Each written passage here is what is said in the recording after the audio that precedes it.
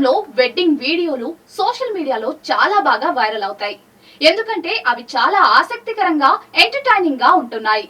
చాలా వీడియోల్లో వధూవరులు చేసే విచిత్రమైన పనులు బాగా నవ్విస్తూ ఉన్నాయి. ఇవి ప్రేక్షకులను ఆకట్టుకుంటాయి.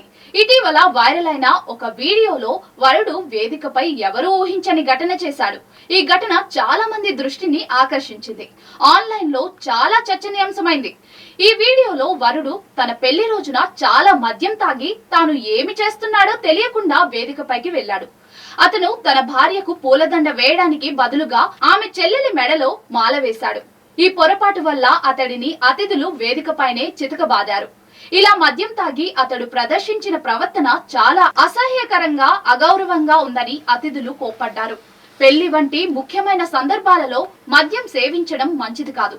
మద్యం ప్రభావంలో తప్పుడు పనులు చేయవచ్చు, ఇతరులను ఇబ్బంది పెట్టవచ్చు.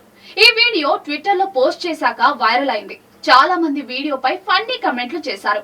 ఇది నాటకమని నేను అనుకుంటున్నాను, లేదా ఏదైనా భోజ్పూరి సినిమా సన్నివేశం అయి ఉంటుంది అని ఒకరు పేర్కొన్నారు.